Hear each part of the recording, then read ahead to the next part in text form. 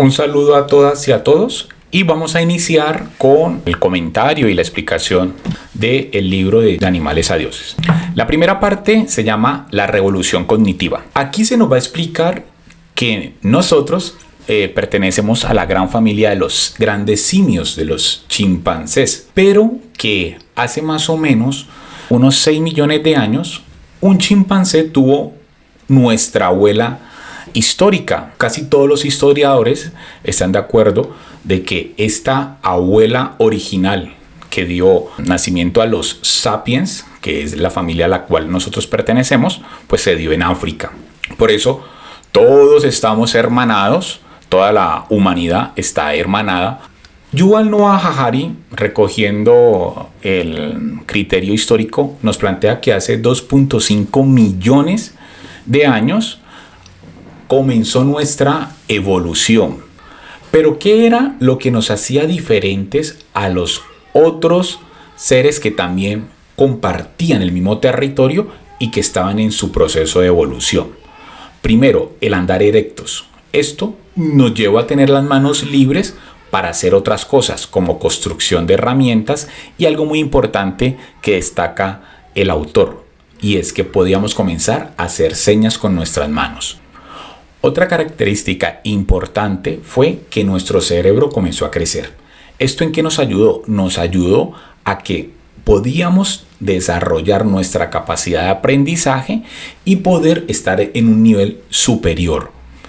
Otro punto importante fue la manipulación del fuego.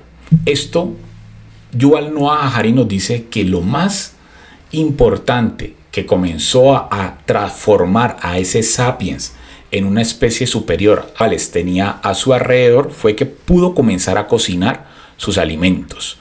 Y esto sí abrió una gran primera brecha con el grupo de los otros que convivían alrededor de los sapiens, porque al cocinar sus alimentos, ese primer nivel, pues podía ingerirlos y tener un proceso digestivo mucho mejor, absorbiendo mayores vitaminas y elementos esenciales para el desarrollo físico. Segundo, el fuego también le permitió al sapiens limitar el espacio contra otros seres que vinieran a quitarle su comida, y también el fuego le permitió congregarse alrededor de él en comunidades un poco más grandes, porque al compartir el fuego, pues esas otras comunidades podían acercarse y proteger pues a la manada, proteger la alimentación. Entonces el fuego fue un punto muy importante para comenzar a diferenciarse de las otras manadas, hordas o grupos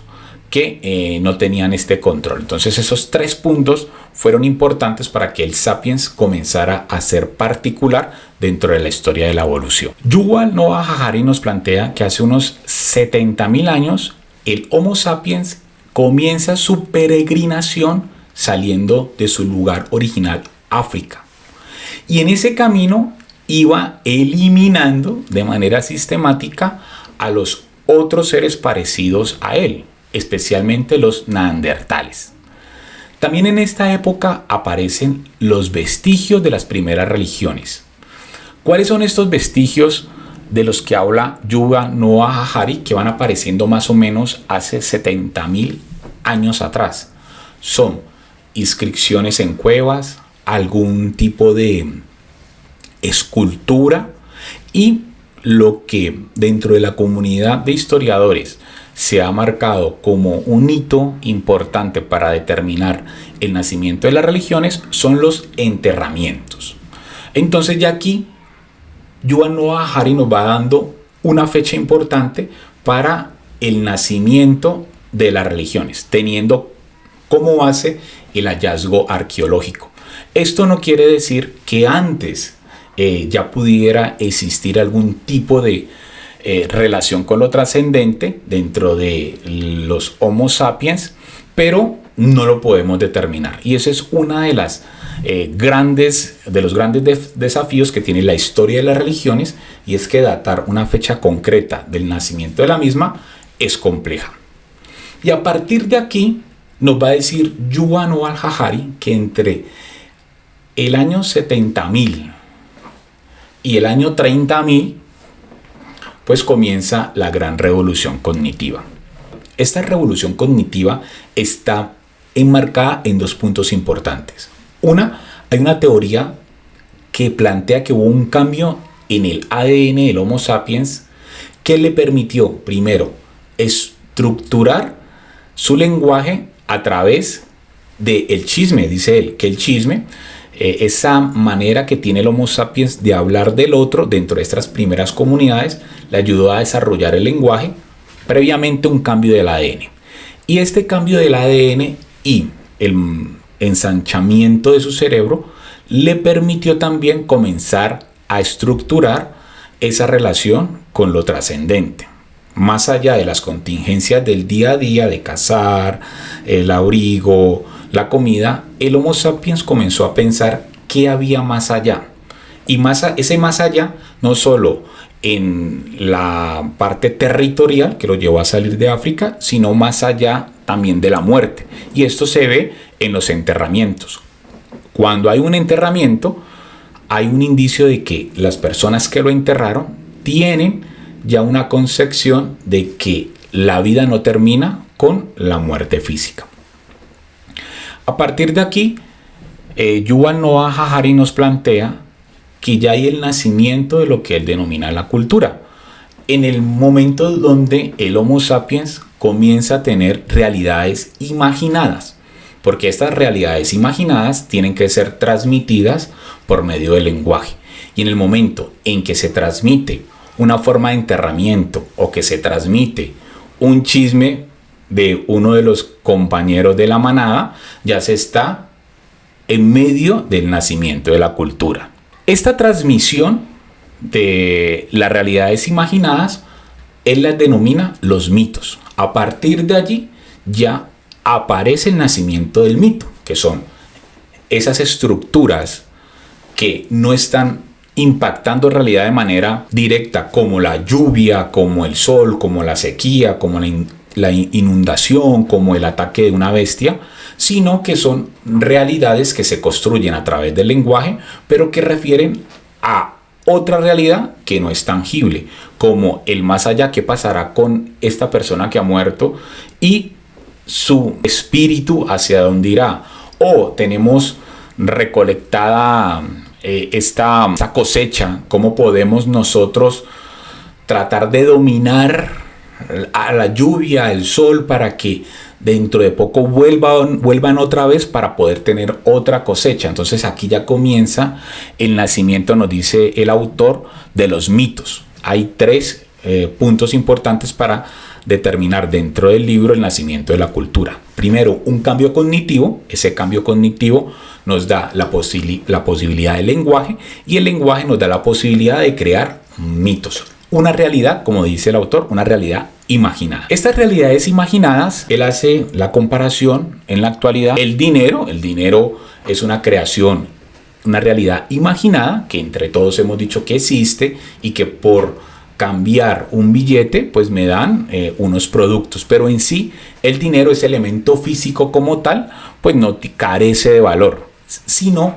que el valor se lo damos nosotros a través de una mitología que hemos construido de que ese billete, vamos a poner el ejemplo de $1, de €1, yo lo llevo al supermercado y me dan 5 naranjas. Entonces ese mito que hemos creado, esa realidad imaginada, tanto al que lo tiene como al que lo recibe, le da a entender de que contiene un valor que está representado y sustentado en unos bancos y en una organización económica.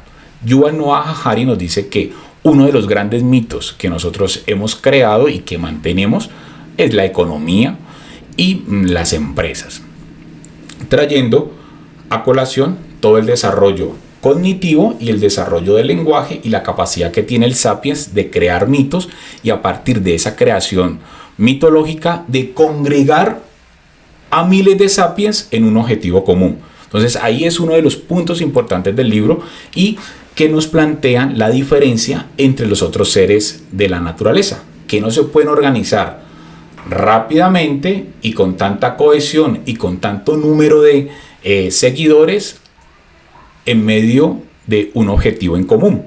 Pero el Sapiens sí lo puede hacer, y Yuval Noah Harari nos plantea que esta organización masiva de Sapiens para lograr un objetivo común se puede hacer a través de las realidades imaginadas. El autor retoma el nacimiento de la cultura, lo va a unir con el nacimiento de las religiones y nos plantea que dentro de la comunidad de historiadores se ha llegado a una de las conclusiones, y es determinar que esa primera forma de religión que nace dentro del Homo sapiens se le denomina el animismo. ¿Qué significa el animismo? Pues anima viene de la palabra latín alma o espíritu, y era que esas primeras comunidades de Homo sapiens pensaban que todo lo que los rodeaba tenía un espíritu, y ese espíritu podía ser manejado a través de algunos seres especiales dentro de su comunidad, que más adelante van a ser llamados los chamanes. Entonces, estos chamanes eran consultados para poder interceder en el ánima de la lluvia, si había una sequía, para poder interceder en el ánima de alguna enfermedad que los estuviera azotando para que pudiera irse de su comunidad, para poder interceder en el ánima de la realidad para el beneficio de la comunidad. Entonces, el papel del chamán dentro de estas primeras religiones animistas era poder controlar a través de ritos, cánticos, sabores, de elixirs, las ánimas de lo que lo rodeaba para poder satisfacer la necesidad de la comunidad. Estos dioses que estaban alrededor de la comunidad de los sapiens, representados en la naturaleza, eran dioses locales, principalmente locales. No existía un dios único, universal, que manejara todas las ánimas, sino que cada localidad tenía sus dioses particulares. El dios de este río en particular, el dios de esta zona, el dios de los animales, o de pronto un lobo, ¿no?, que les estuviera acechando. Estos dioses tenían la característica de ser locales y no universales. También, como ya lo decíamos anteriormente, Yuval Noah Harari se plantea la dificultad de identificar el animismo como una religión. Él nos dice que el animismo como categoría es aceptable en la medida en que se reconozca que no es una religión. ¿Esto qué significa? Que el animismo se daba en diferentes comunidades y de diferentes formas. Es la forma que los historiadores han determinado para organizar ese primer nacimiento de la relación del Homo sapiens con lo trascendente, pero que no debería delimitarla solo a pensarse que el animismo es una religión natural, originaria, y que a partir de ahí se comience a evolucionar, sino que es la única manera que al día de hoy se tiene para poder colocar en el punto histórico de arranque en ese nacimiento de las religiones como este movimiento que daba una característica especial, que es el espíritu, que pensaban que la naturaleza estaba llena de espíritus que tenían que ser controlados para buscar el beneficio de la comunidad y el beneficio propio. Hasta aquí les comparto la primera parte del libro. Espero que les guste y nos vemos en el próximo video.